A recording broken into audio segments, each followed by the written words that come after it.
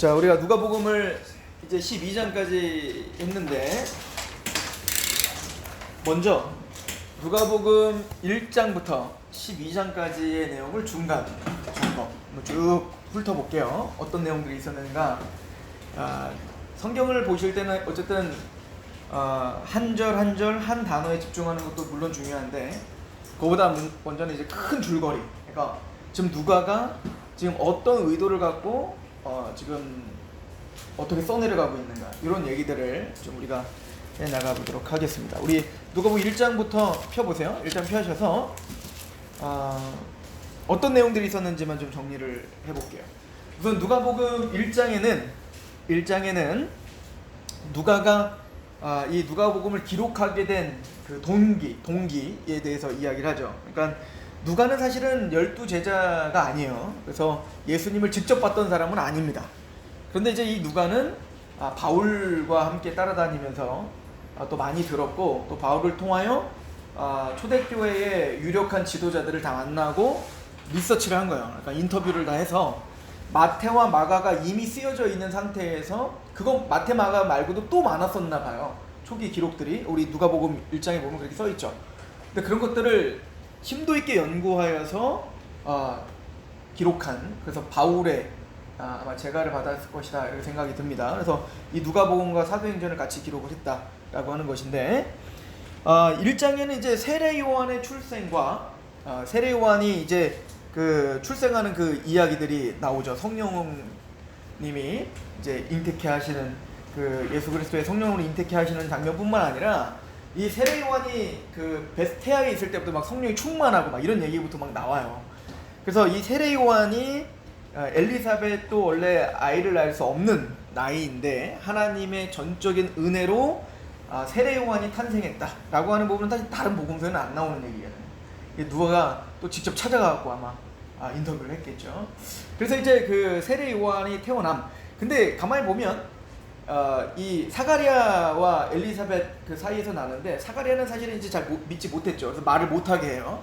사가랴한테 말을 못하게 하다가 이제는 아이가 태어났을 때 그 이름을 짓는데 요한이라 하라 할 때 입이 딱 터지게 됩니다.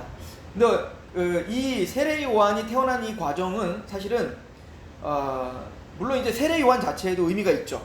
약간 광야에서 외치는 자, 그리고 여호와의 길을 예비하는 자, 그러니까 예수 그리스도의 길을 예비하는 자로서 엘리야의 심정으로 선포하는 자이기 때문에 세례 요한 자체에도 의미가 있지만, 사실 이제 2장에 가면 뭐가 나오냐면 예수님이 마리아를 통해서 태어나는 이야기가 나오잖아요. 태어나시는 이야기가 나오는데, 그 마리아의 믿음을 돕는데 이 엘리사벳이 아주 결정적인 역할을 하는 거예요.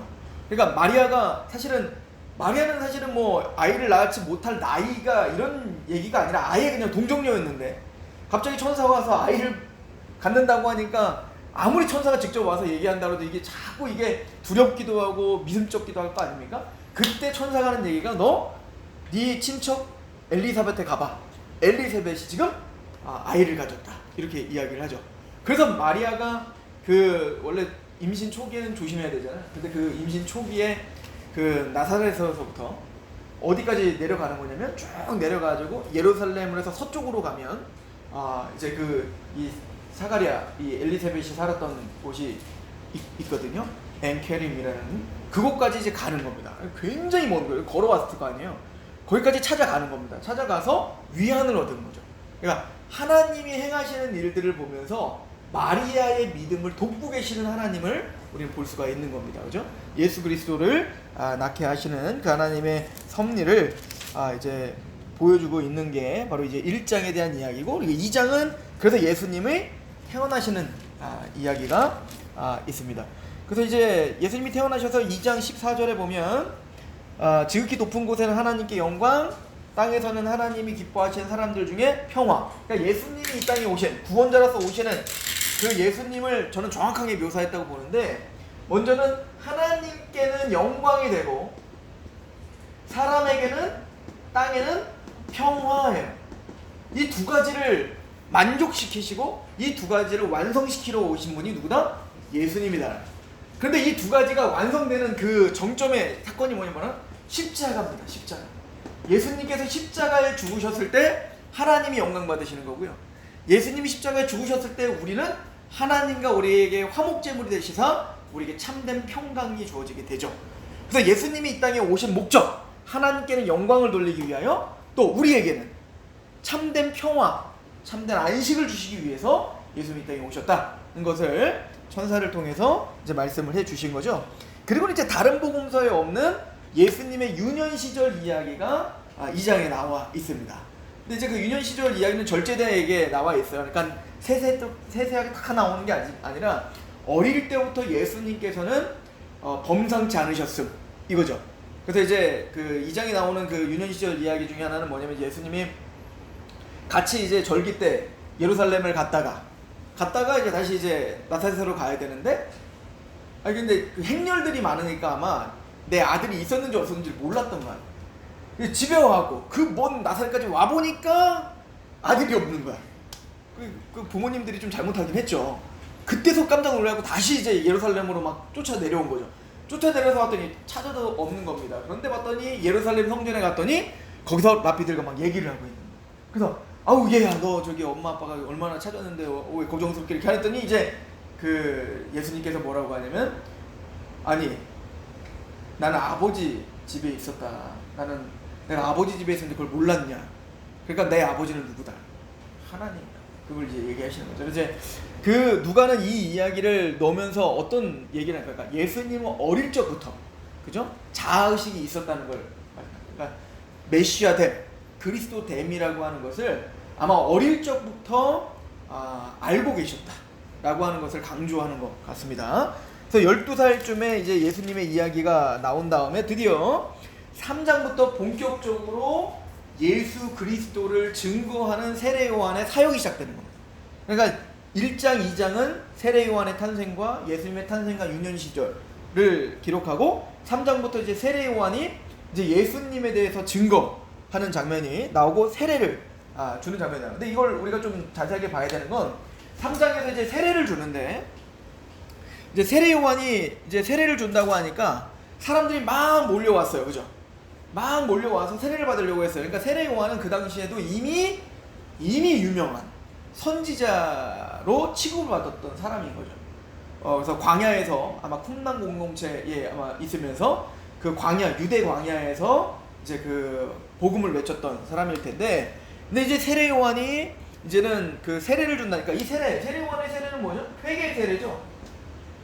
회개의 세례라는 건 뭐냐면, 우리가 죄인됨을 인정하고 물속에 들어감으로 우린 죽어 마땅합니다.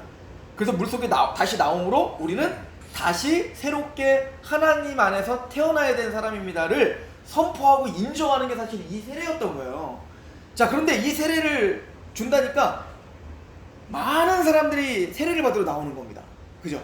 그때 세례 요한이 세례 받아라, 이제 세례를 주러 왔는데, 세례 받으러 나오니까 어우 잘했다 이래야 되는데, 그들을 향해서 어떻게 하죠?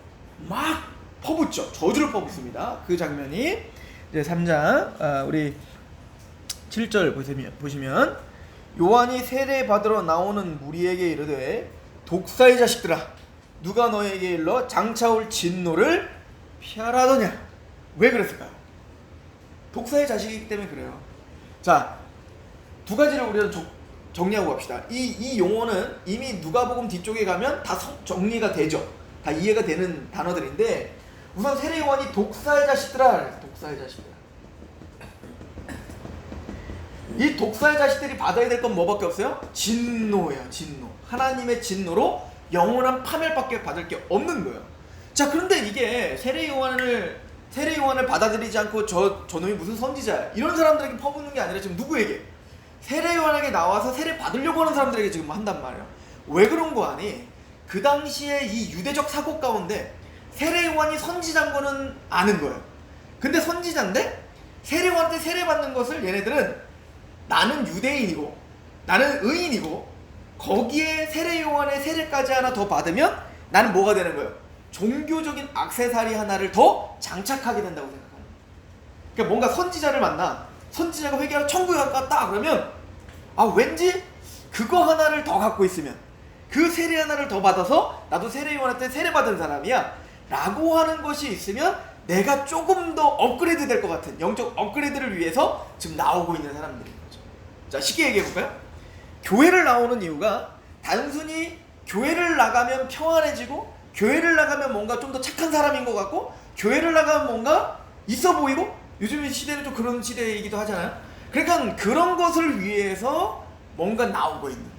근데 사실은 세례 요한의 사명은 그런 종교적인 액세서리 하나를 더 주는 게 사명이 아니라 회개를 촉구하는 거예요. 회개. 그러니까 지금 세례 요한에게 나오고 있는 사람들에게 하는 얘기는 뭐냐면, 독사의 자식들아.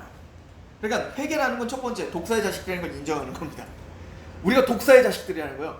독사의 자식들이라는 게 뭐예요? 사탄의 자식들이라는 얘기잖아요. 너희들이 사탄의 자식들이구나, 너희가 마귀의 종들이구나, 이 얘기인 거예요.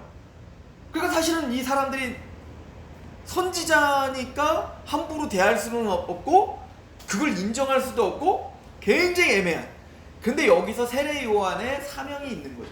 그러니까 세례 요한은, 자, 세례 요한이 이제 이사야서에 예언된 대로 여호와의 길을 예비하라 이렇게 말하잖아요. 주가 오실, 주의 길을 예비하라. 그럼 예수님의 길을 예비한다는 게 뭘까? 세례 요한이 주님의 일을 평탄케 하라 라고 하는 게 뭘까? 세례 요한은 구원을 주는 자가 아니고 빛도 아니죠. 세례 요한은 뭐냐면 회개를 촉구하는 겁니다. 너희들이 죄인인 거를 인정하라. 우리는 모두 하나님 앞에 독사의 자식들이다. 우리는 마귀의 자녀들이다. 이거를 인정하게 하는 게 먼저인 거예요. 주님이 오시기 전에 세례 요한이 목이 터져라 외쳐야 되는 사명 중에 하나는 우리가 죄인됨인, 우리가 하나님의 말씀 앞에, 율법 앞에 죄인됨을 드러내주는 거. 이게 세례 요한이 하는 일입니다. 우리가 죄인됨을 인정하지 않으면 예수 그리스도를 바르게 믿을 수 없는 거예요. 그래서 세례 요한은 죄인, 너희는 죄인이야 라고 하는 것을 이야기하죠. 자, 그때 근데 예수님께서 21절에 3장 21절에 예수님께서 세례를 받으십니다. 누구에게? 세례 요한에게. 이것도 굉장히 중요한 얘기예요. 보세요. 세례 요한이 우리는 모두 독사의 자식들이고 하나님의 진노를 받기 합당한 죄인들이다 라는 걸 선포했잖아요. 그런데 사실은 그러니까 예수님은 세례를 받을 이유가 없어요? 있어요? 없죠. 왜냐면 예수님은 죄가 없거든요. 예수님은 하나님의 아들이시고, 또 히브리서 4장에 말한 것처럼 우리에게는 대제사장은 채울하지 못하시리가 아니요 우리와 똑같이 시험은 받으시니로되 죄는 없다. 그러니까 예수님은 원래 죄가 없으시다고요. 그러니까 독사의 자식이라는 칭함은 당연히 받을 필요가 없으시고 세례를 받을 필요도 없죠. 근데 예수님이 세례 요한에게 나와서 세례를 받는 겁니다. 그러니까 세례 요한이 어떻게 해요? 어우, 이러지 마세요. 내가 세례를 받아야 되는데 왜 예수님 당신이 나에게 세례를 받으시려고 합니까? 그랬을 때 이제 마태복음에 써 있어요. 뭐라고 하냐면, 말리지 마라. 내가 세례를 받아서 하나님의 의를 이루자 이렇게 말을 해요. 그러니까 그럼 예수님이 세례를 받는 그 이유는 뭡니까? 예수님의 죄 때문이 아니라 우리의 죄 때문에 세례를 받으시는 거예요. 그러니까 독사의 자식들아, 여기서 이제 세례 받는 사람들의 그 정체성을 설명해 주죠. 우린 독사의 자식이기 때문에, 사탄의 후예들, 또 마귀의 노예, 그리고 죄의 노예이기 때문에 우린 모두 회개하여 세례를 받아야 되는데, 예수님은 죄가 없으신 그분이 우리를 대신하여 세례를 받으시는 분으로, 그러니까 우리와 이걸 뭐라고 하냐면 연합. 세례는 사실 연합에 관련이 있어요. 연합. 세례라고 하는 것은 연합이에요. 연합. 즉 예수님이 누구와 연합하신 거예요? 죄인된 우리와 연합하시는 장면이 세례받는 장면이죠. 그러니까 독사의 자식인 우리의 거룩하신 하나님이신 아들이신 예수가 연합되는 거예요. 그래서 물속에 들어가 죽고 다시 살아날 예수님의 부활을 모형하는 거예요. 예수님 죽으실 필요 없죠. 하나님이 죽는다는 말이 안 되는 얘기예요. 그런데 거룩하신 예수가 우리를 대신하여 죽고 다시 살아나실 것.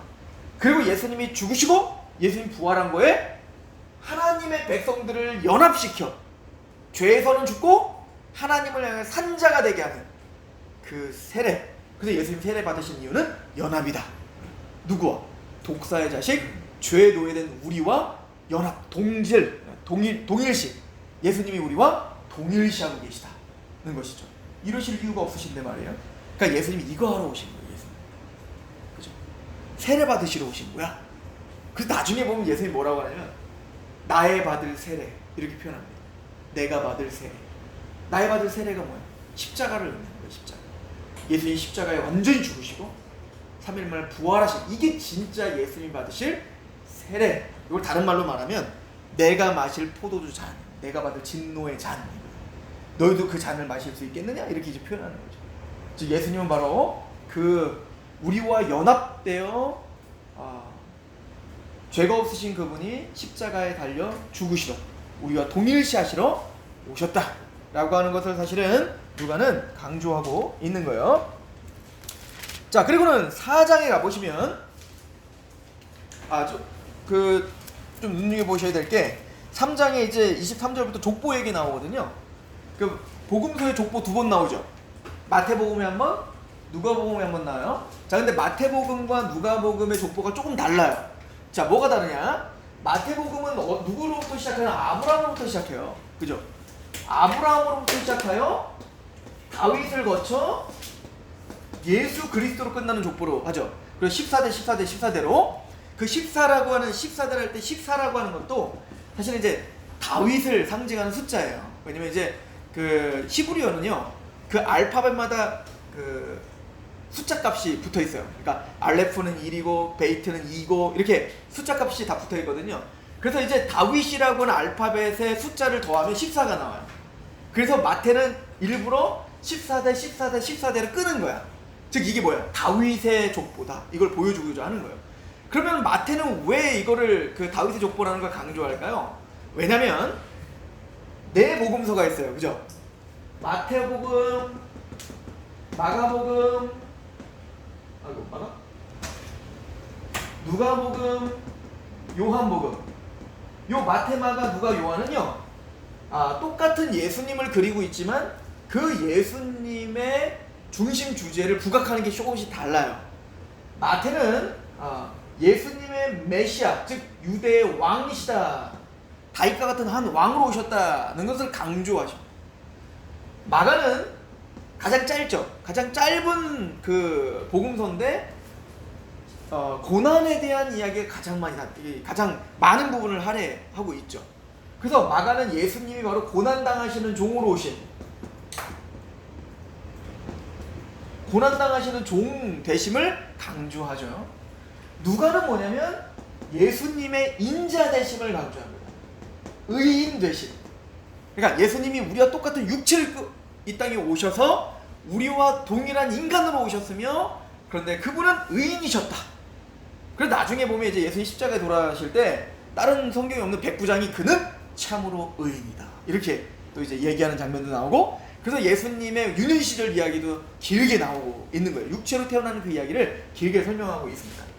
그리고 요한복음은 예수님을 누구로 소개하고 있죠? 예수님 바로 하나님이시다. 그래서 우리가 예수님을 믿을 때는 이 네 가지 측면을 다 믿는 게 예수님 믿는 거예요. 예수님은 유대의 왕으로서 구약 성경의 예언의 성취로서 오신 분이다. 그런데 그분은 세상 권력처럼 자신의 힘과 권력으로 사람들을 굴복시키는 왕이 아니라 우리를 위해서 십자가에 죽으시는 고난의 종으로 오셨다. 섬김을 받으려 함이 아니라 도리어 섬기려 하고 자기 목숨을 내어주러 오셨다. 한 알의 밀이 땅에 떨어져 썩어져야 많은 열매를 맺든 그 한 알의 밀로 썩어지려고 오셨다.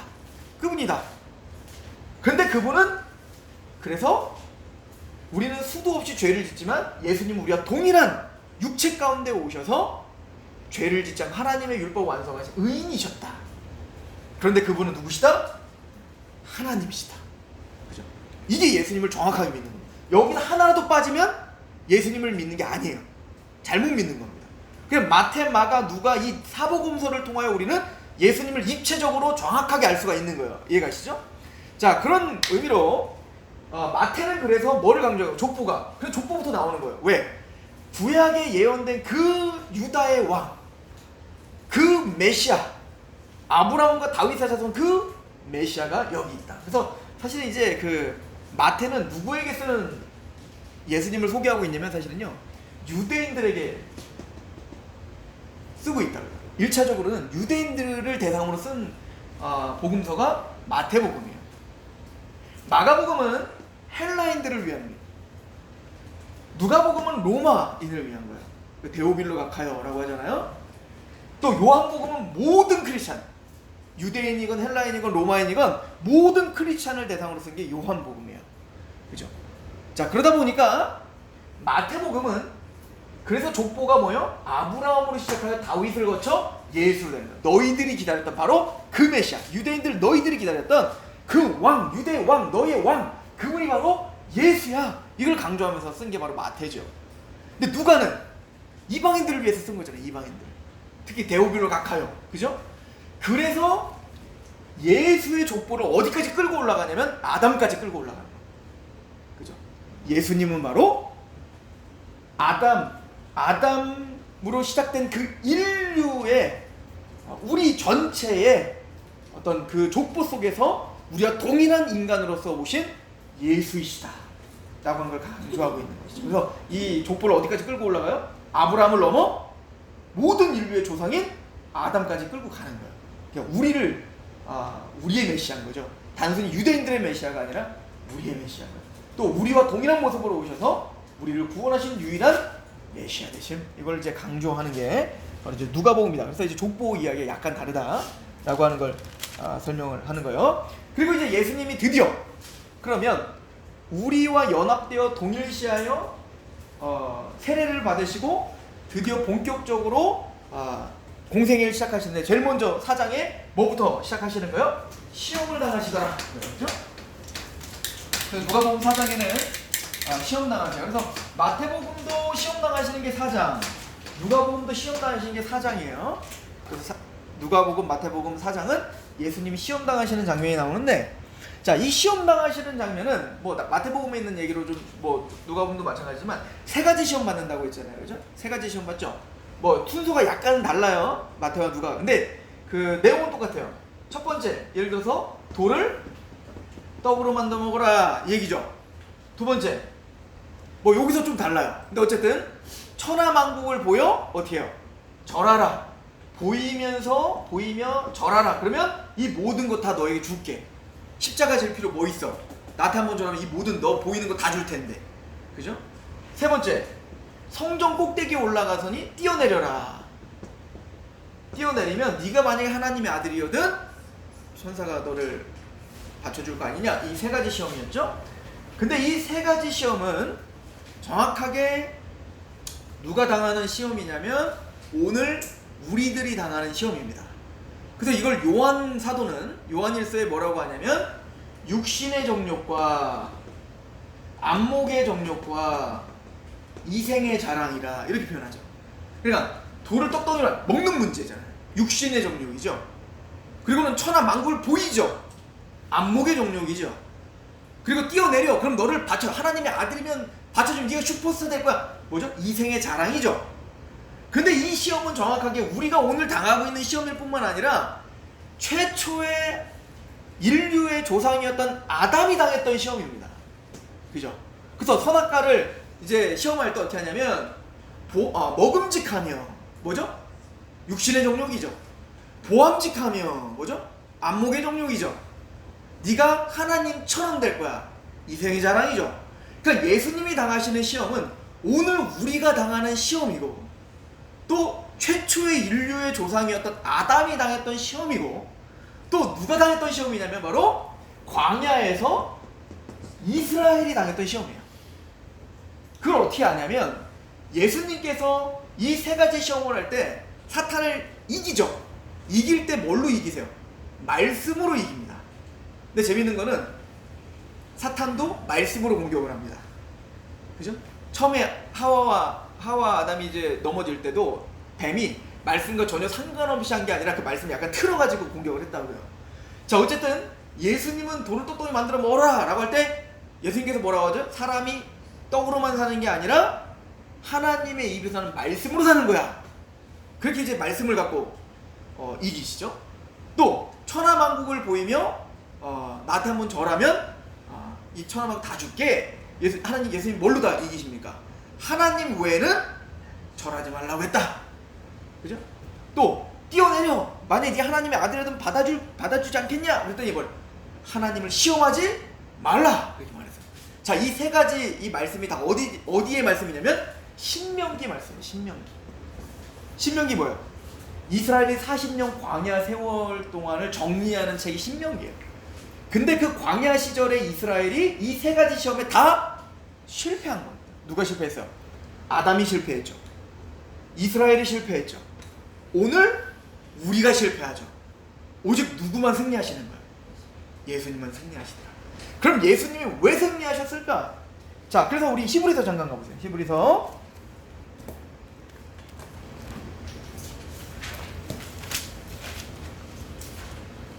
자, 히브리서 4장. 그래서 이제 이런 구절이 있는 거예요. 이런 배경을 알고 이런 구절을 보면 그냥 이제 확 느껴지겠죠?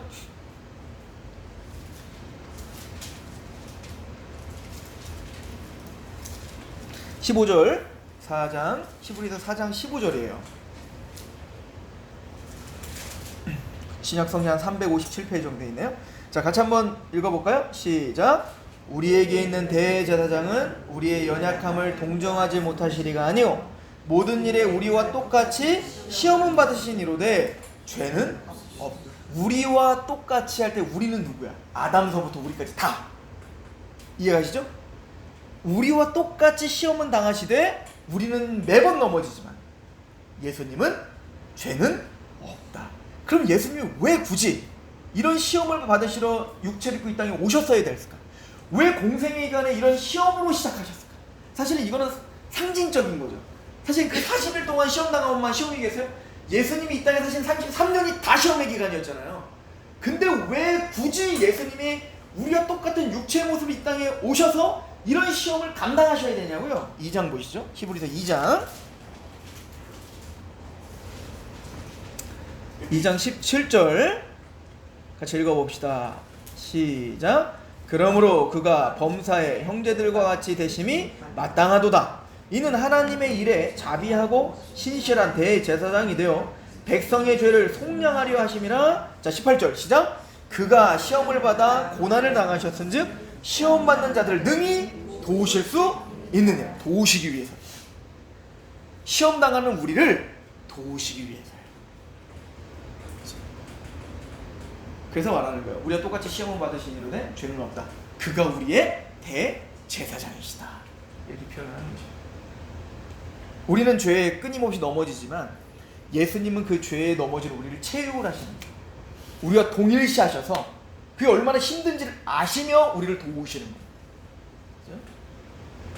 자, 그래서 예수님은 시험을 당하시는 일로 시작하시는 거예요. 그렇죠? 예수님은 단순히 하나님으로서 이래라 저래라 하시는 분이 아니라 이 땅에 진짜 육체를 입고 우리와 똑같은 시험을 당하시며 우리를 돕기 위해 오신 분이시다. 자, 그럼 돕는다는 게 뭘까? 그죠? 예수님이 우리를 돕는다는 게 뭘까? 단순히 우리가 아팠을 때 우리를 치료해 주시고, 또 우리가 마음 아팠을 때 우리를 위로해 주시고, 또 우리가 집이 폭삭 망했을 때 또 우리에게 돈도 주시고, 이런 걸까요? 뭐 그런 것도 하나님 주님은 해주시죠. 우리와 마음을 함께 하시죠. 그러나 누가복음이 하는 얘기는 진짜 예수님이 오러 오신 건 그런가 하러 오신 건 아니다. 나중에 우리 지난주에 그거 했었잖아요. 그죠? 그게 진짜 예수님이 오신 목표가 아니야. 뭘 도우시러 오셨나? 그걸 이제 설명을 할 거예요. 자, 그래서 4장 14절부터 예수님이 시험을 당하신 이후에 제일 먼저 한 게 뭐냐면 회당을 찾아갑니다. 그래서 가르치시고, 보통 이제 예수님의 그 사역을 세 가지로 말해요. 가전고, 이렇게 하는 가전고. 가르치고, 전도하고, 고치시고. 이 세 가지를 이제 하시거든요. 그래서 성경을 들어 가르치시고, 또 선포하셔서 복음을 선포하고 하나님 나라를 전파하시고, 그리고 치유하시죠.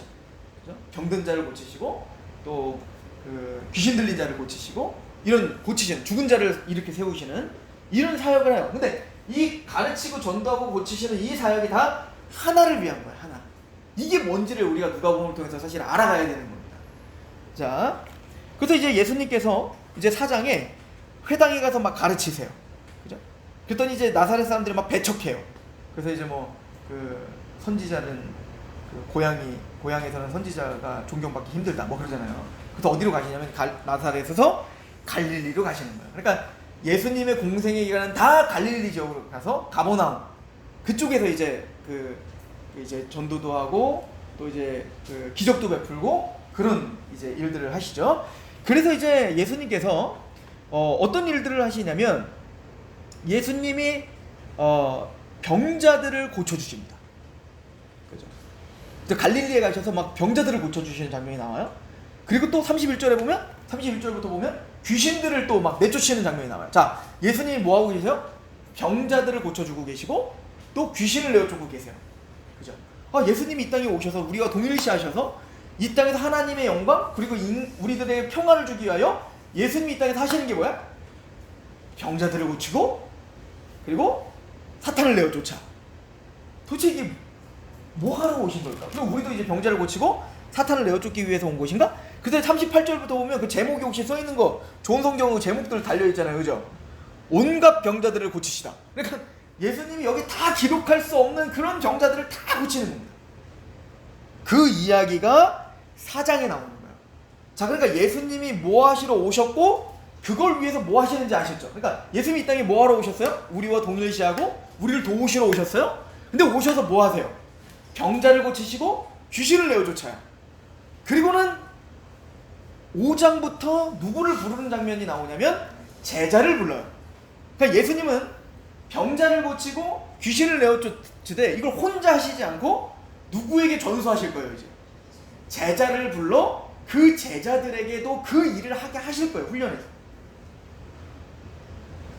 자, 그래서 5장에는 바로 이제 그 어부들이었던 그 제자들을 부르는 겁니다. 그래서 이제 뭐 여기는 안 나와 있지만 예수님이 그 베드로에게 그러잖아요. 너 이제 사람 낚는 어부가 되라고. 그죠? 그래서 이제 제자들을 부르는 장면이 나오고 그리고는 제자들과 함께 다니면서 이제 또 12절부터 뭐예요? 또 병자를 고치고 귀신을 내어쫓아요. 그죠? 12절부터 이제 병자 고치고 중풍병을 고쳐. 자, 근데 중요한 거 4장에서 예수님 혼자 막 병자를 고치고 귀신을 내쫓을 때는 그냥 그렇게 했는데 5장에서 제자들과 함께 하시면서 병자를 고칠 때는 그 병자를 고치는 거에 의미를 부여합니다. 내가 지금 병자를 고치는 게 무슨 의미인지를 설명하신다고요. 그게 무슨 말이냐? 자, 예를 들어서 17절 5장 17절에 보면 하루는 가르치실 때 갈릴리의 각 마을과 유대와 예루살렘에서 온 바리새인과 율법 교사들이 앉았는데 병을 고치는 주의 능력이 예수와 함께 하더라. 한 중풍병자를 사람들이 침상에 메고 와서 예수 앞에 들여놓고자 하였으나 무리 때문에 메고 들어갈 길을 얻지 못한지라 지붕에 올라가 기와를 벗기고 병자를 침상째 무리 가운데로 예수 앞에 달아내리니 예수께서 그들의 믿음을 보시고 이르시되 이 사람아 내 죄사함을 받았다. 아니, 병자만 고치시던 예수님이 갑자기 그 병자를 고치기 전에 먼저 뭐를 선포해요? 네가 믿음으로 죄사함 받았다라는 죄사함에 대한 이야기를 합니다. 그랬더니 이제 사람들이 막 그러죠. 아니, 죄를 사한다고? 죄는 사하는 건 누구밖에 못하는 거야? 하나님밖에 못하는 거예요. 이게 왜 하나님밖에 못하는 거냐면 잘 생각해보세요. 예를 들어서 어머니 돈을 제가 훔쳤어. 그러면 어머니한테 내가 죄인이잖아요. 근데 그러면 누가 용서해줘야 돼? 어머니가 목사님 용서해줄게요. 이거는 맞는데 갑자기 어머니 돈을 내가 훔쳤는데 갑자기 한세영 목사님하고 목사님 내가 용서해줄게요. 이거 말도 안 되는 얘기예요. 그러니까 내가 이 사람한테 범죄했는데 누가 나를 용서할 수 있어? 근데 모든 인류의 죄를 예수님이 갑자기 내가 예수님한테 죄 진 것도 아니잖아. 근데 예수님이 네 죄를 사하노라. 말이 안 되는 거예요. 사람으로서 이런 말 하는 거 아니야. 근데 모든 죄는 누구에게 진 거예요? 하나님에게 진 거지만 진 거기 때문에 죄 사하는 최종적인 권위는 누구에게 있는 거예요? 원래 모든 인류의 죄를 사할 수 있는 건 하나님이에요. 그런데 지금 누가 죄를 사는데? 예수님이 내가 죄를 사한다는 거예요. 그랬더니 막 거기 있는 유대인들이 깜짝 놀라고 아니 이거 하나님이라는 소리거든. 이거 참나마다 이거죠. 그때 그 예수님이 그 마음의 그 소리를 알고 나는 죄 사는 능력이 있다 이렇게 말을 하는 거예요. 그러니까 이건 다른 말로 난 하나님이다 이 얘기인 거예요. 자, 그리고 지금 더 중요한 거는 예수님이 병자들을 고치고 있는 것과 지금 뭐가 연결되어 있다는 걸 조금씩 이제 우리에게 설명해 주고 있는 거예요. 죄에 대한 이야기다 이 얘기를 하고 있는 거예요. 진짜 병자를 고친 거예요. 진짜 나병 환자를 고친 거고요. 걷지 못한 사람을 걷게 한 거고요. 보지 못한 사람을 눈을 뜨게 한 거라고요. 그런데 이 모든 이야기는 사실은 죄에 대한 이야기를 하고 싶은 거예요. 예수님. 이걸 왜? 죄가 뭔지를 깨달아야 못 깨달아요. 유대인들이 못 깨달아요. 이거 제가 얘기했던 것 같은데 초반에 우리 얘기했는데요. 유대인들이 생각했던 죄에 대한 개념이라는 게 있어요. 우리는 죄가 뭐예요? 윤리 도덕적으로 하나님 율법에서 벗어난 걸 죄라고 하잖아요. 그래서 하나님 하지 말라는데 했고 하라는데 안 했고 이거 죄잖아. 근데 유대인들에게서 죄에 대한 개념은 뭐냐면요, 우리는 의인이야. 왜? 아브라함의 자손이니까. 그럼 죄인은 누구야? 이방인이야. 그래서 의인인 우리를 억압하고 있는 저 로마가 죄인이지 우린 의인인 거예요. 그럼 유대인들은 죄인 아니야? 죄인 있죠. 누구? 병자들, 귀신 들린 자들. 얘네들은 뭔가 문제가 있으니 그 모양이 된 거예요. 이게 죄에 대한 개념이야. 그러니까 이 유대인들은요, 자신들이 죄인이라고 하는 개념을 개인적으로 하나님 앞에 진노받게 합당한 죄인이라는 개념이 없었다고요. 그러니까 죄라는 거를 아무리 설명해도 설명이 돼야 안 돼요. 안 되는 거야. 그래서 예수님이 그들에게 죄가 무엇인지를 설명하기 위한 도구로 이 땅에 육신으로 오셔서 병자들을 고쳐주시는 겁니다. 죄가 뭔지 아는가? 죄는 나병 환자는 이제 율법에 보면 나병 환자는 그 부패하여 막 온몸이 썩어 들어가는 거잖아요. 막 썩어 들어가고 고름이 나고 막 그러는 거 아닙니까? 그러니까 부정한 거의 대명사가 나병이에요. 그러니까 예수님은 나병 환자를 고치시면서 사실은 뭘 얘기하는 거냐면, 너희들 이 나병 환자가 진짜 나병이 아니라 니들 마음이 부패했다고. 니들 마음이 그렇게 나병 환자가 썩어 들어가는 것처럼 너희 마음이 그렇게 썩어 들어가고 있다고. 중풍병자는 뭐죠? 말 그대로 이제 마비가 온 거죠. 마비가. 그러니까 머리가 그걸 지시를 못하는 거예요.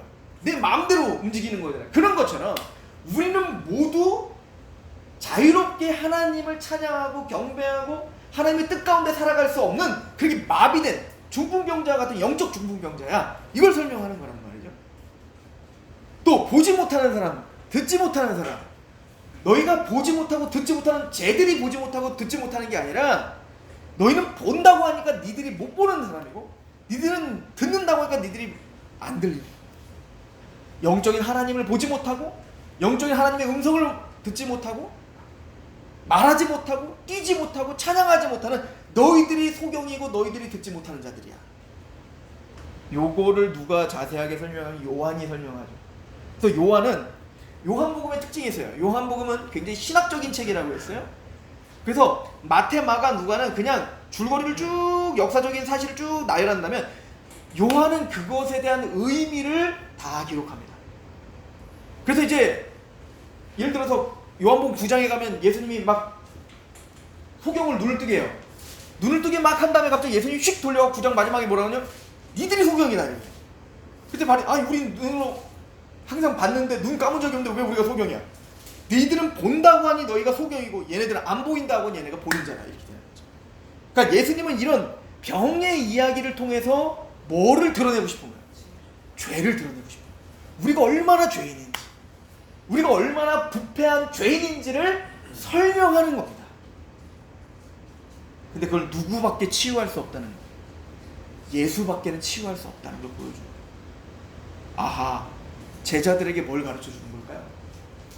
이런 게 죄인인데 너희들이 병을 고치고 귀신을 내어쫓고 이런 일을 할 거야, 나를 대신해서. 그게 뭐야? 너희들도 그 죄에서 죄사함을 받게 하며 자유케 하며 하나님의 자녀가 되게 하는 자가 될 거야 라고 하는 걸로 이제 나중에 다 설명이 돼요. 근데 지금 훈련 중이기 때문에 묵묵히 예수님은 병자를 고치고 귀신을 내어쫓고, 그리고 제자들과 또 같이 가면서 얘네들과 함께 병자를 고쳐, 대신 거기에 이제 죄에 대한 이야기를 집어넣기 시작하는 거예요. 자, 점진적으로 지금 뭘 가르쳐 주려고 하는지 이해 가시죠? 자, 더 가봅시다. 그래서 죄사함에 대한 이야기가 나오는 겁니다. 그래서 이제 그 5장 23절, 내 죄사함을 받았느니라는 말과 일어나 걸어라는 말이 어느 것이 더 쉽겠느냐? 그러나 인자가 땅에서 죄를 사하는 권세가 있는 줄을 너희에게 알게 하리라. 이거 알게 하러 오신 거예요. 이 땅에서 너희의 죄를 사하러 오셨다.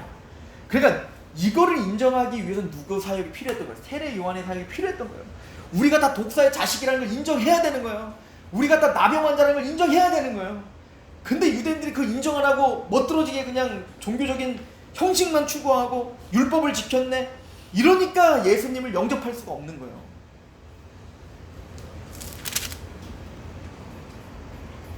그리고 또 제자를 부르시는 장면이 나오죠. 27절에 레위를 부릅니다. 자, 그래서 보세요. 죄에 대한 이야기를 하고, 자, 제자 부르는 얘기 한번 나왔죠. 3번 나오거든요. 제자 부르는 얘기. 제자 부르는 얘기 하나 나오고, 죄에 대한 이야기하고, 그리고 또 제자를 부르는데 그 제자가 누구야? 레위, 마태요. 마태 누구예요? 세리죠. 세리. 죄인을 부르시는 겁니다. 그러니까 예수님 누구 부르러 왔다는 거예요? 난 이런 죄인 부르러 왔다. 그러니까 괜히 이런 구조가 있는 게 아니에요. 누가는 주도 면밀하게 지금 예수님의 사역을 지금 정리하고 있는 거예요.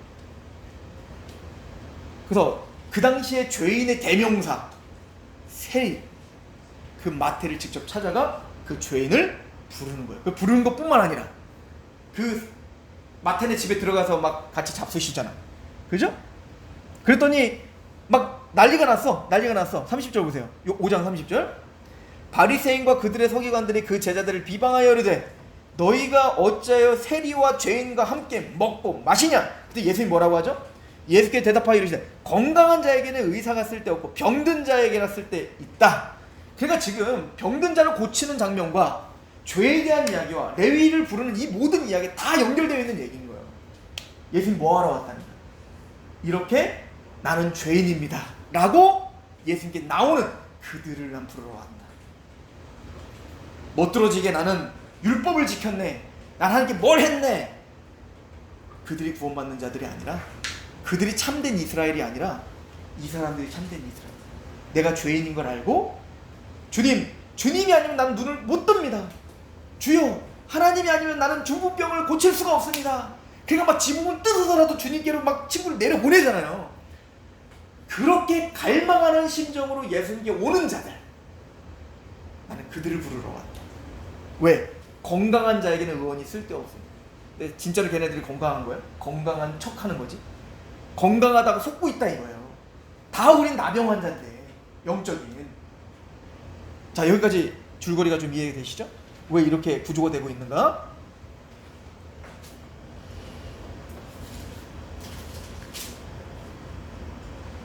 자, 그리고 이제 5장 이제 거기부터 보면, 이거 사실은 우리 누가복음 앞쪽에 다 했던 얘기인데 이제 앞에 부분을 못 하신 분들이 많으셔서 제가 정리를 한번 또 하는 거예요. 금식에 대한 이야기를 하죠. 5장에 이제 그 34절부터 보면 갑자기 이제 얘네들이 이제 막 공격하고 싶은 거예요, 예수님을. 예수님이 막 너무 잘난 척하는 거 같잖아. 우리 뭐 죄인이라고. 그러니까 왜 당신들은 금식 안 하셔? 이렇게 되는 거죠. 우린 금식하는데 이렇게 되는 거죠. 그때 예수님 말하기를, 야, 너희가 혼인잔치에 갔는데 신랑과 신부가 함께 있는데 거기서 잔치를 베풀고 같이 기쁘게 막 먹어야 되는데 거기다가 난 금식이야, 그럼 완전 초치는 거잖아요. 근데 이미 신랑이 오셨다. 그러니까 예수님이 오셨으니 지금 금식할 때가 아니야. 지금 그 예수님이 베푸시는 그 은혜의 음식, 그 은혜의 잔치에 참여해야 될 거야. 내가 죄인인 거를 알고 쫓아와서 그 은혜를 알고 그 은혜에 참여하는 게 지금 축제를 벌여야 될 때지. 그러나 금식할 때가 올 거야. 언제? 예수님이 이제 십자가에 죽으시면 그때는 금식하게 될 것이다. 그 얘기를 하는 겁니다. 그럼 6장부터 자 보세요. 죄에 대한 이야기를 했잖아요. 그러니까 이제 죄가 뭔지를 설명해야 되잖아요. 그죠? 그랬더니 이제 유대인들이 와서 왜 당신은 금식 안 해요? 그리고 6장부터는 안식일을 왜 안 지킵니까? 이렇게 우리가 죄인이 아니라 네가 죄인이다 라고 유대인들은 예수님을 막 공격하는 거예요. 죄 살 수 있는 권세가 있다고? 죄인을 부르러 왔다고? 누가 죄인인데? 그러면서 우리는 의인이고 니들은 죄인이다를 공격하고 싶은 거예요, 예수님을. 그래서 우리는 안식일도 거룩하게 지킨다 이거예요. 그런데 6장 1절에 보니까 안식일에 예수께서 밀밭 사이로 지나가실 때 제자들이 이삭을 잘라 손으로 먹었어요. 잘 걸렸죠. 저게 죄다 이거예요. 저게 죄다. 아니 율법의 안식일을 거룩하게 지키라고 했는데 왜 당신네 제자들은 그 밀을 잘라 먹냐? 뭐가 죄인 줄 알고 지금 떠들고 있냐? 이러는 거죠 지금. 자, 그때 예수님께서 말씀하시죠. 이제 예수님의 3절 4절에 보면 다윗이 배고팠을 때 이제 그 사울에 의해서 쫓김을 당했어요. 다윗이. 그리고 너무 허기져서 그 성막에 들어갔습니다. 근데 그때 제사장이 사실은 성막 안에 진설해 놓은 빵이 있거든요. 12떡이 있는데 그걸 줬어요. 먹으라고. 원래 그건 제사장이 먹어야 될 거거든요. 근데 그거에 대해서 하나님이 책망하지 않죠. 왜냐면 그 형식이 중요한 게 아니기 때문에 그런 거예요. 그래서 지금 다윗은 말을 하기를 예수님은 다윗이 그 진설한 빵을 먹었어도 하나님이 책망하지 않았다 이거예요. 그럼 뭐가 중요한 거니? 뭐가 우선순위니? 이 얘기를 하는 거야. 안식일날 그래 밀을 까먹으면은 안식일을 거룩하게 지키지 않는 거고, 떨어져 있는 거 그냥 주워 먹으면 안식일을 지키는 거고, 오늘날 유대인들을 보면 안식일날 거룩하게 지키려고 전기를 못 켜니까 타이머를 다 작동시켜요. 왜? 안식일날 막 이거 누르면 안 되니까. 그래서 안식일날 되면은 지가 알아서 타이머를 돌려가지고 불 켜졌다가 꺼졌다가 지가 해요. 왜? 내가 하면 안 되니까. 이게 진짜 안식일을 지키는 거냐 이거예요. 성경에 안식일이 진짜 뭔지 아냐? 그래서 안식일의 진짜 의미, 율법의 진짜 의미가 뭔지를 드러내주죠. 그럼 예수님이요 6절에 보란듯이 안식일날 손 마른 자를 고쳐주십니다. 그랬더니 막 난리가 났죠. 생각해보세요. 여러분들 우리 교회에 왔는데 교회에 정말 평생을 못 걷는 사람이 있다고 한번 해봅시다. 못 걷는 사람이 있어요. 근데 주일날 그 못 걷는 사람이 일어났어. 그랬더니 갑자기 막 주일날 왜 일어나? 이런 바보 같은 게 어디 있냐고요. 아니 평생을 못 보던 사람이 눈을 못 보던 사람이 주일날 눈을 떴어. 아니 주일날 누가 눈을 뜨래? 이거 얼마나 바보 같은 일이냐. 지금 유대인들이 그런 거예요. 평생을 손이 마르고 고생하고 있던 자가 예수님의 치유로 손이 났어요. 그랬더니 뭐라고요? 안식일날 왜 이거 고쳤냐 이거야. 자, 이거 왜 이런 싸움이 있을까요? 안식의 진짜 의미가 뭔지 아는가? 안식의 의미는 뭘 했냐 안 했냐가 문제가 아니라 이렇게 병든 자가 낫는 게 진짜 안식이에요. 자, 지금까지 한 얘기가 연결 지으면 죄사함 받는 게 진짜 안식이죠. 죄에 얽매이고 사단에 얽매여 있던 자들이 예수 그리스도로 말미암아 치유받고 보게 되고 걷게 되고 뛰게 되고 하나님 나라를 알게 되고, 그게 안식이야. 너희들이 이 땅에서 뭘 했네 안 했네, 뭘 지켰네 안 지켰네, 주일날 짜장면을 먹으면 되네 안 되네, 이런 게 진짜 안식이 아니라 십자가의 복음에 너희의 죄가 해방되고 구원받고 생명을 얻게 하는 것, 이게 진짜 안식의 목적이라고. 근데 유대인들은 지금 나는 율법을 지킵니다, 나는 뭐 탈무드를 외웁니다, 나는 뭐 합니다, 그렇게 말하지만 정작 그 율법의 의미를 전혀 모르고 있는 거죠. 안식의 의미를 전혀 모르고 있는 거죠. 안식의 진짜 의미는 뭐예요?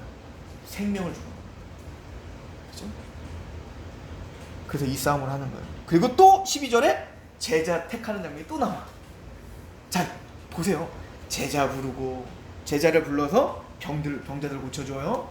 그리고 죄사함에 대한 얘기를 하고 죄인을 부르는 장면이 나오고, 그리고 또 안식이 진짜 안식이 뭔지를 알려주고 또 제자 부르는 장면이 나와. 자, 이거 뭐 얘기하는 거예요? 제자들이 뭐 하는 사람인지 알려주는 거예요. 제자를 부르는 목적을 지금 알려주는 거 아니에요? 앞뒤로 다? 제자들이 예수님처럼 병자를 고치고 죽은 자를 살리고, 이 얘기는 뭐예요? 죄사하는 권세 예수 그리스도의 이름을 전파하여 참된 안식, 즉 생명을 주고 보지 못하는 자를 보게 하고 걷지 못하는 자를 걷게 하여 하나님을 찬양하게 하는 그 사명, 이게 제자들이 해야 될 사명이다. 이거를 하러 오신 거예요, 예수님. 그래서 제자 택하시는 장면이 또 나오는 겁니다. 7장 넘어가 보시죠.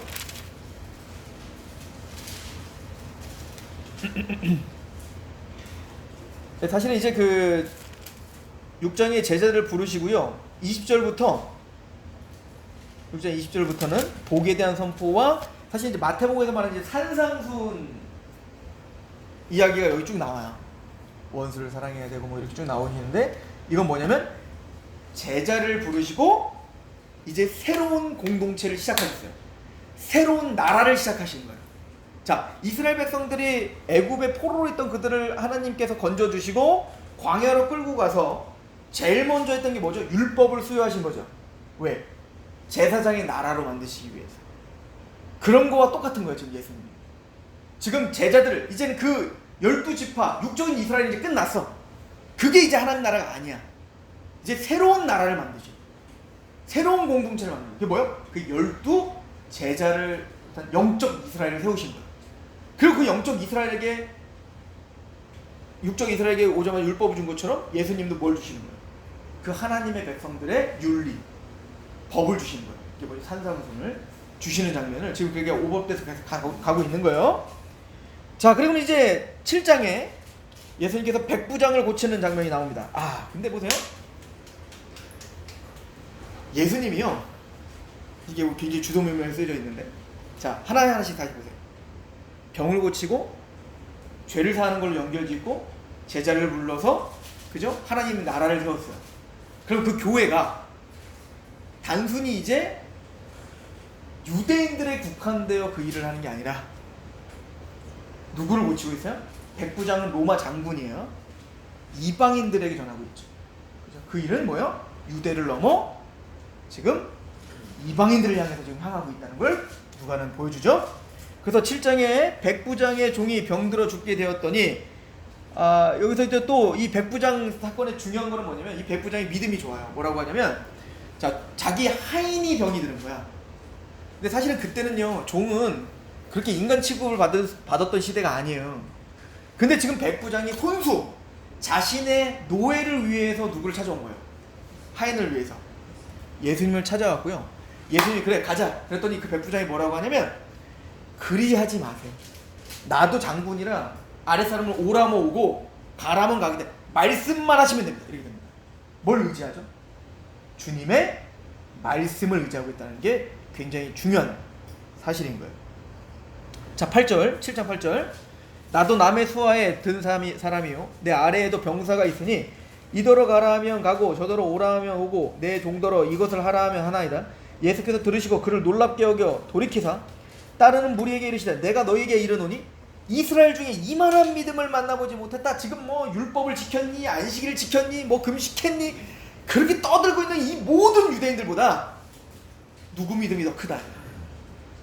예수님의 말씀을 의지하고 있는 이 이방인 이 사람의 믿음이 크다. 이게 믿음이다. 뭘 했네 안 했나가 믿음이 아니에요.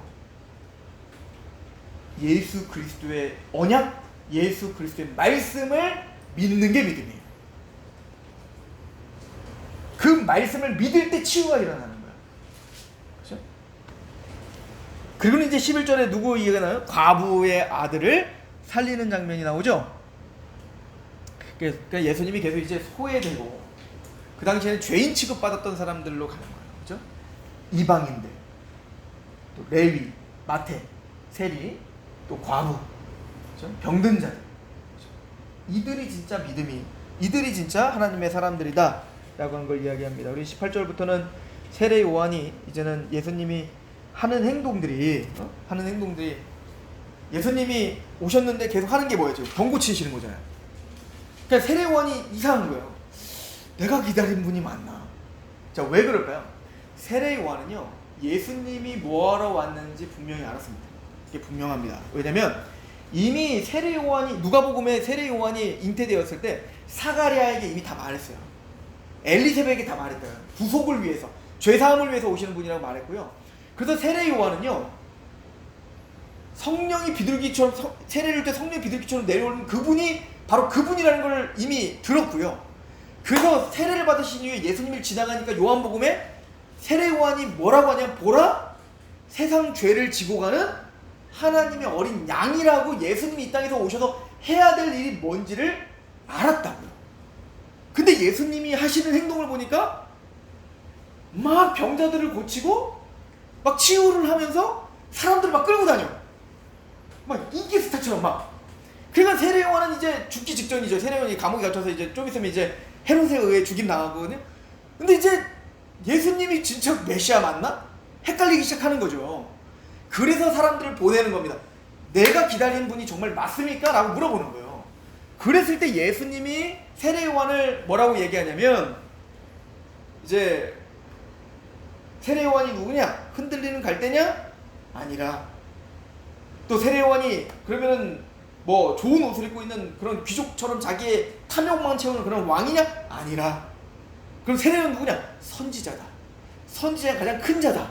세례 요한을 사명과 세례 요한을 인정하죠. 그리고는 하는 얘기 뭐냐면 세례 요한에게 가서 이렇게 얘기해라.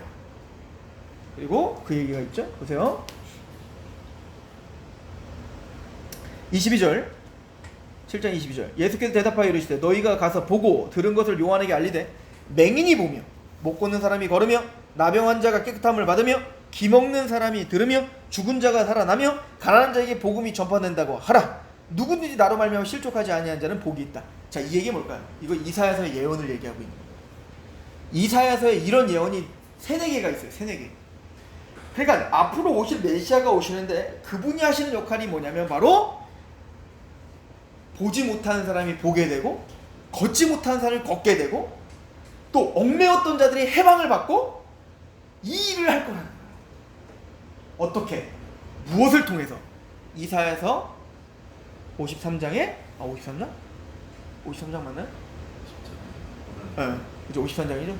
53장에 허물과 죄를 스스로 짊어지고 채찍에 맞으시고 또 피 흘리시고 고난당하심으로, 이게 이사야의 예언이거든요. 그러니까 지금 예수님이 세례 요한에게 대답하는 건 뭐죠?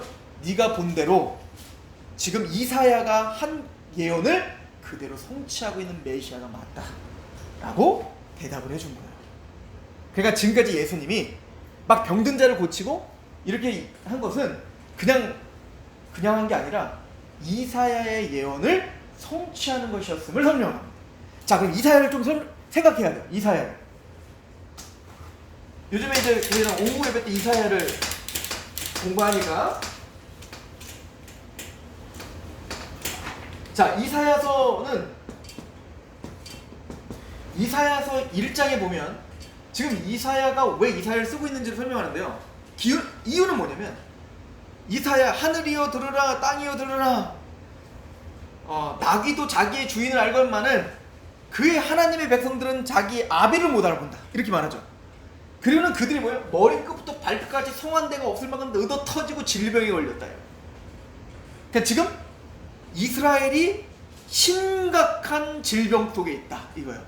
그럼 그 질병이 뭐예요? 육체적인 질병을 말하는 거예요 이사야가? 아니죠.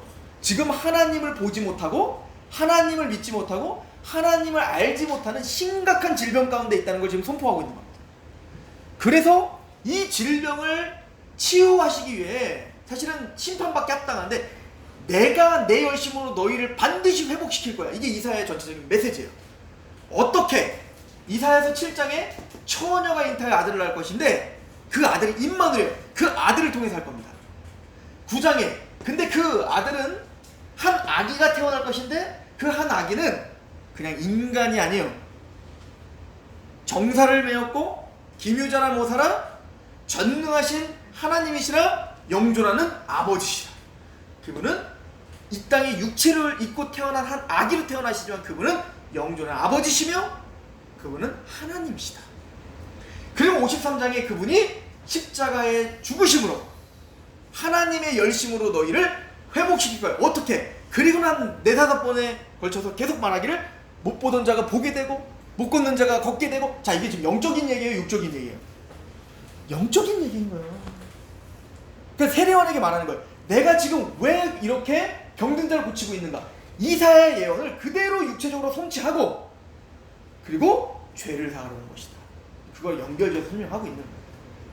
세례 요한이 받아들인 거죠. 그들은 말이 없는 거 보니까 그렇겠구나, 맞구나. 그리고는 순교자의 길을 가는 겁니다. 세례 요한은. 자, 이해 가시죠? 보세요. 자, 이제 뭔 얘기가 나와야겠어요. 자, 예수님이 이 땅에 오셨어요. 뭐 하러 오셨는지 보셨어요? 죄사하러 오셨죠? 그리고 예수님이 제자들을 3번이나 부르는 장면을 통해서 누굴 부르러 오셨어요? 얘네들 다 누구야? 제자들 다 죄인이죠. 죄인이잖아요.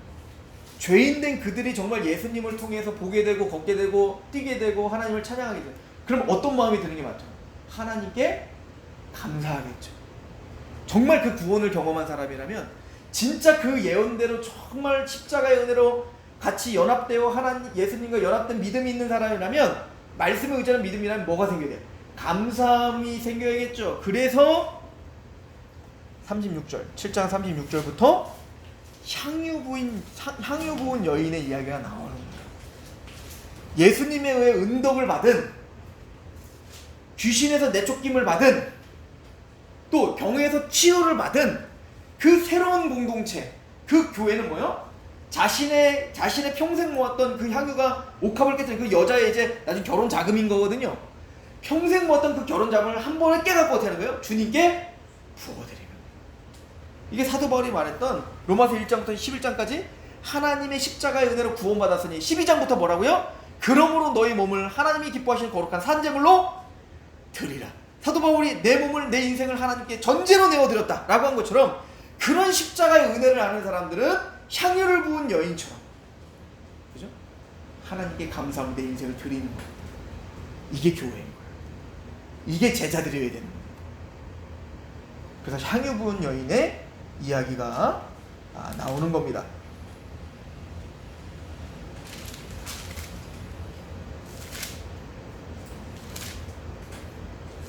갑자기 여기까지 언제 넘어갔지?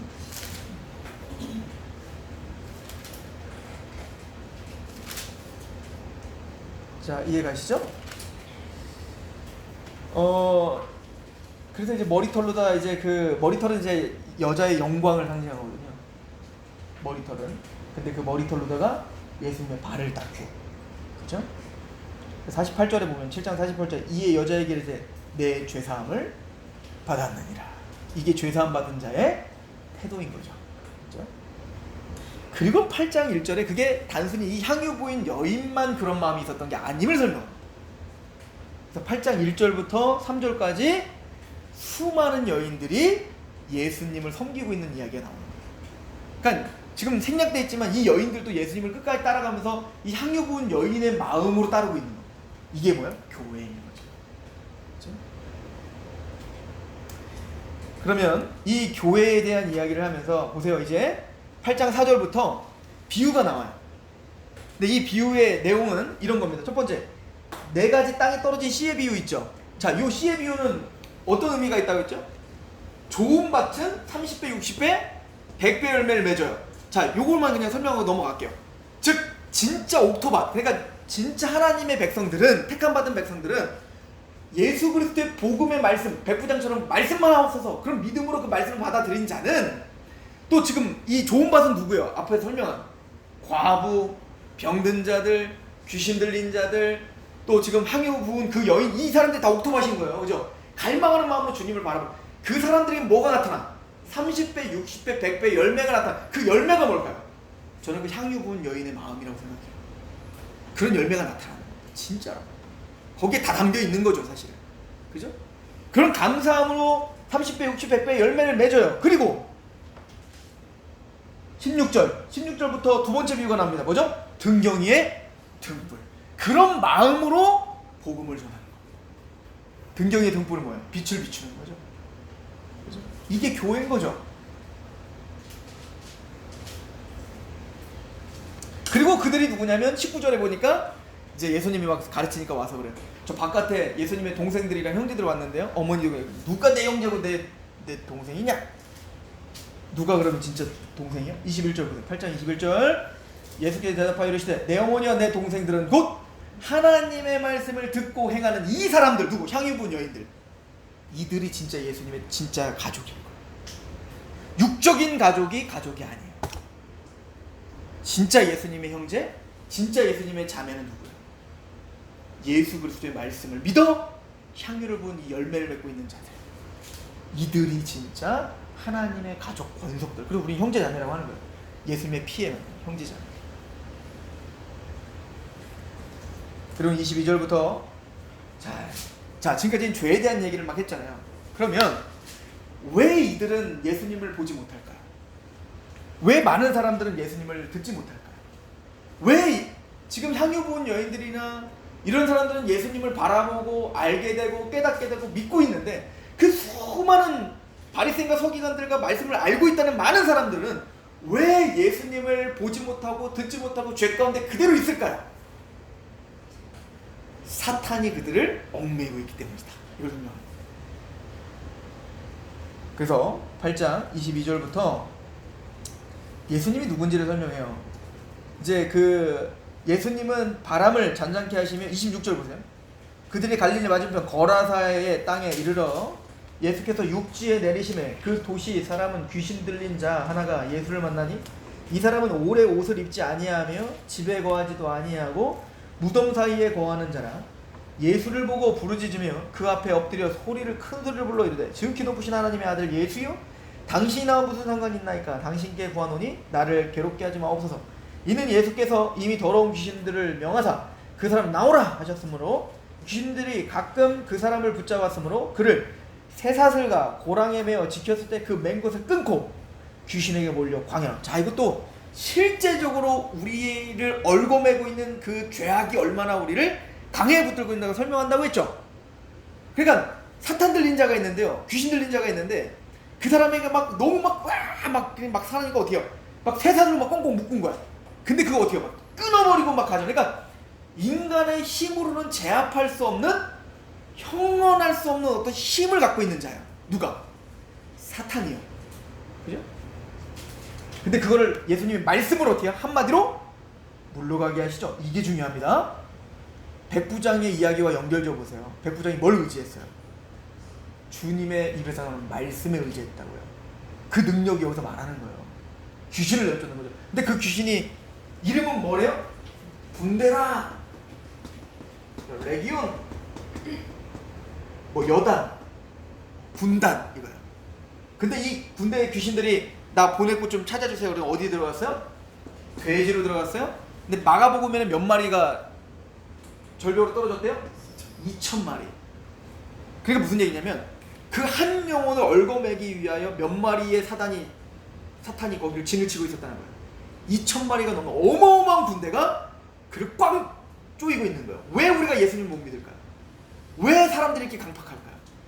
왜 사람들이 이렇게 하나님의 말씀 앞에 그 간절한 심령으로 나오지 못할까요? 죄 때문입니다. 다른 말로 사단의 권세가 그들을 강하게 붙잡아요. 그래서 세례요한이 독사의 자식들아 했던 거예요.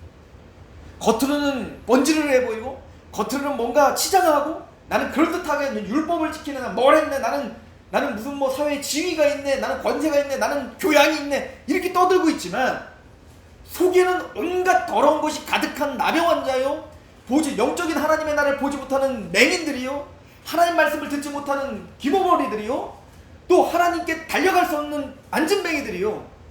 결론은 뭐예요? 사단의 권세를 강하게 얽매요. 아무도 그를 설득할 수도 없고 아무도 그를 깨부실 수도 없는 강팍한 자임을 설명. 이게 독사의 자식들이에요. 이건 누구밖에 못 깨요? 주님밖에는, 주님의 말씀밖에는 부실 수 없는 거예요. 이렇게 강력한 사단의 진이 예수의 한마디 나가는 겁니다. 이게 말씀의 위력입니다. 즉 복음의 위력이다. 이걸 얘기하는 거예요. 그랬더니 막 바리새인과 서기관들이 귀신 내쫓았다고, 예수님이 귀신인데 귀신 내쫓았다고 막. 그랬더니 예수님이 야, 귀신 내쫓으면 그 같은 집안까지 싸우면 이게 무슨 집안이야? 콩가루 집안이지. 그런데 만약에 성령으로 내가 만약에 귀신을 내쫓는 것이라면 하나님 나라가 이미 임했느니라. 그리고 말하죠. 강한 자를 결박해야 그 세간을 강탈하지 않겠나. 나 그거 하러 왔다 이거예요. 예수님이 이 땅에서 십자가에 죽으심으로 사단의 권세를 부셔버리러 오셨다는 거예요. 우리를 얽매던 죄와 사단의 권세를 부시고 뚫고 들어와 우리를 건져내시러 오셨다는 거예요. 이게 구원이에요. 그리고 사단의 권세의 머리를 부셔버리는 사건이 십자가 부활입니다. 누가복음이 점점 뭔 얘기를 하려고 하는지 이제 감이 잡히십니까? 왜 독사의 자식이라고 했는지 이해가십니까?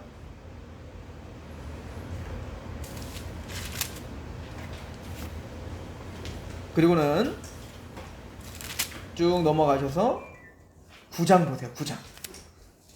이제 누굴 보내요? 제자들을 보내시죠?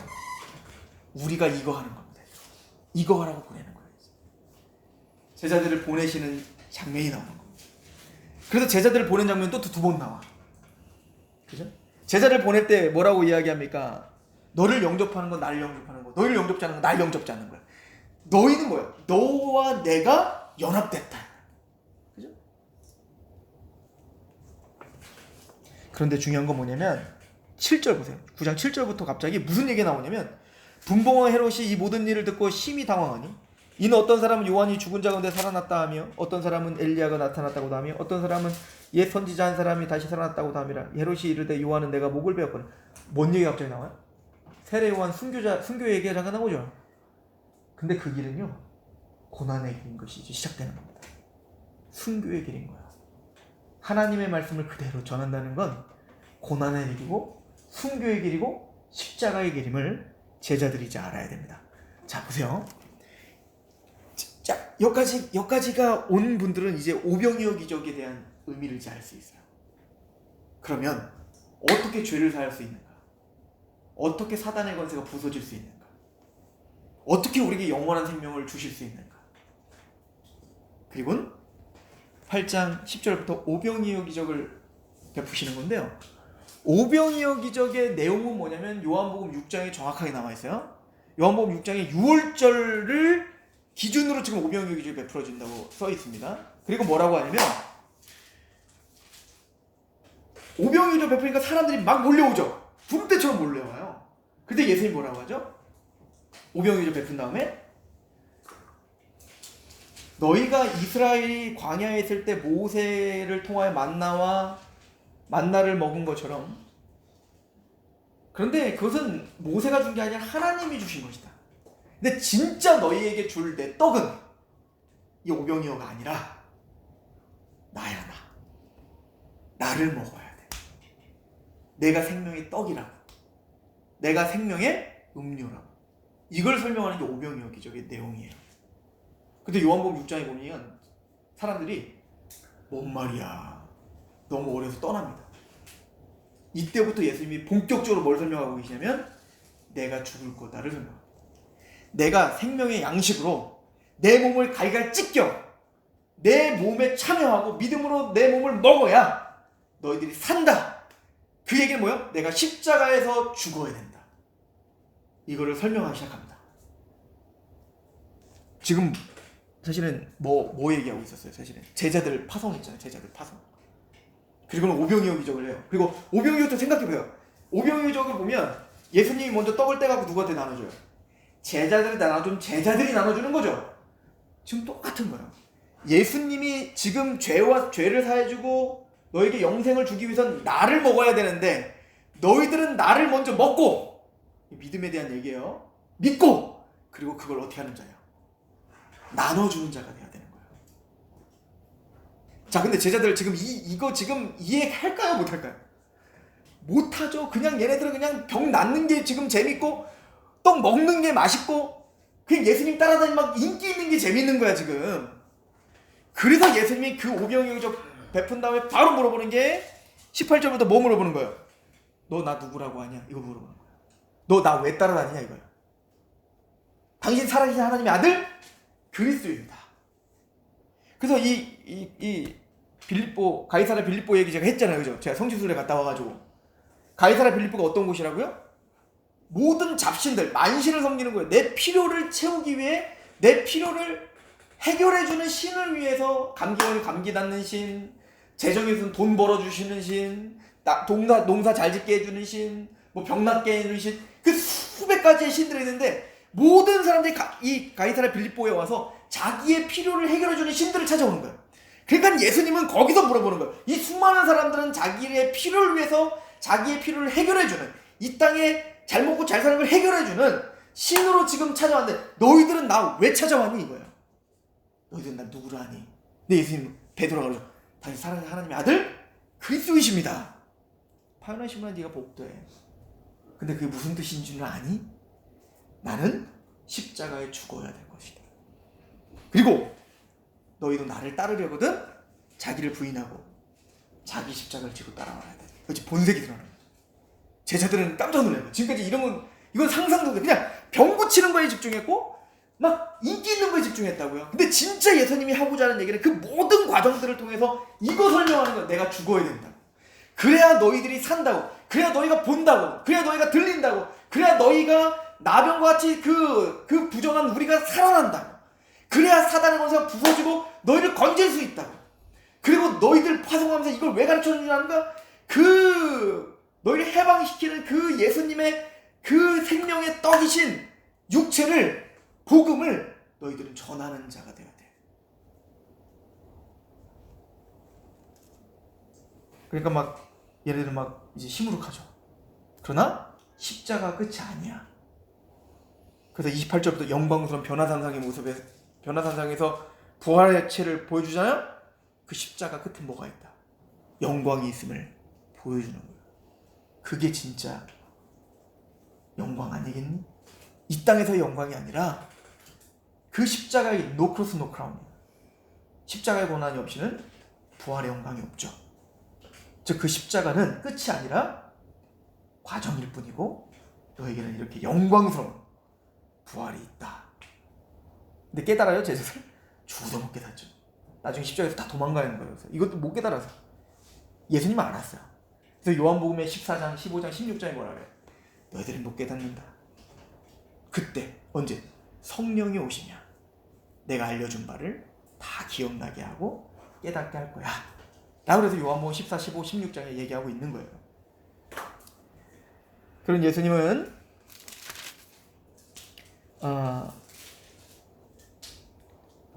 19장 또 44절부터 예수님이 또 십자가를 짊어지고 걸 또 얘기해요.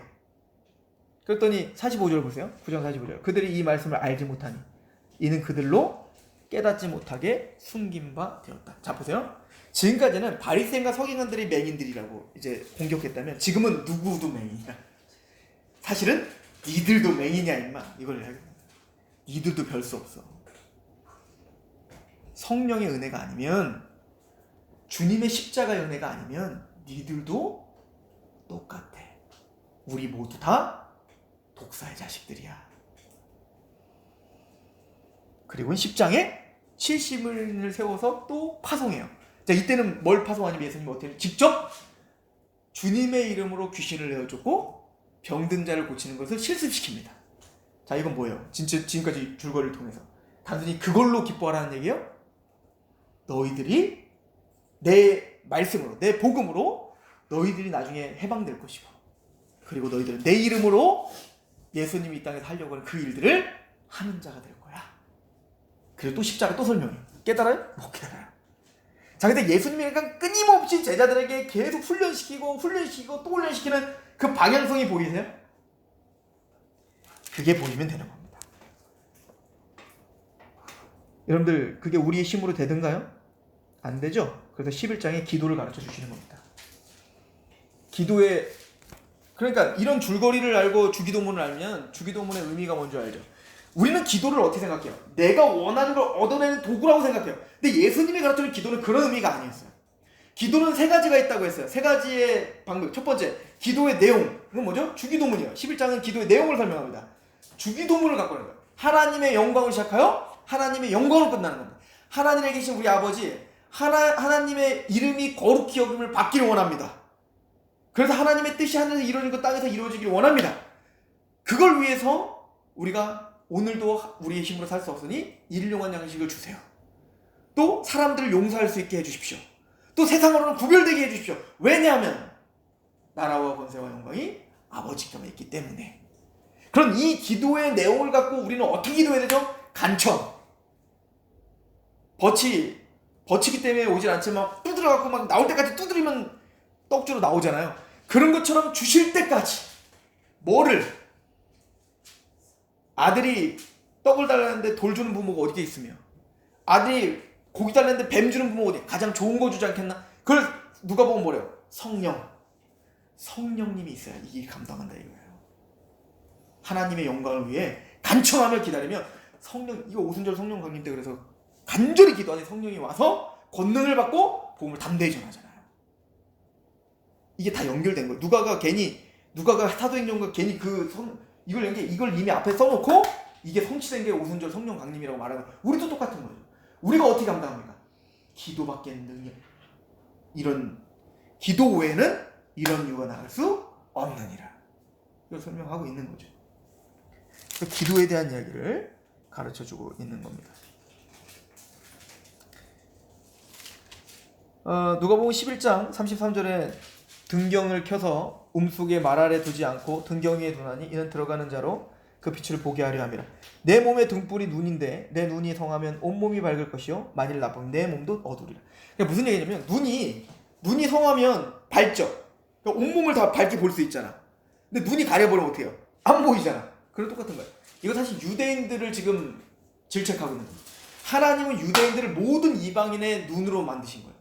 그래서 이방인들이 빠릿빠릿해갖고 지혜롭게 하나님을 바라보며 전 세계를 바라봐야 전 세계가 밝아지는데 얘네들이 어두워진 거예요 지금. 그래서 새로운 공동체 교회를 세우신 거예요. 교회를 등불로, 교회를 새로운 눈으로 만드신 거예요. 그렇죠? 그리고 이제 12장까지 우리가 지난주에 이런 어떤 그 큰 흐름 가운데 이제 12장까지 온 거예요. 우리는 그런 고난 가운데 있지만 우리 42절, 그러니까 전체적인 흐름 가운데 이거 한번 보세요. 42절을 보면 12장 42절, 주께서 이르되 지혜 있고 진실한 청지기가 되어 주인에게 그 집 종들을 맡아 때를 따라 양식을 나눌 자 누구냐. 예수님이 재림하실 건데 그때까지 이 마음을 품고 제자들을 이렇게 훈련한 것처럼 그런 마음으로 복음을 전하고 때를 따라 양식을 나눌 자 누군가, 충성된 자는 누군가, 그 재림 때를 기다리며 깨어있는 자는 누군가. 그래서 이런 얘기가 있는 거죠. 그리고 이제 13장부터 얘기가 진행이 되는 겁니다.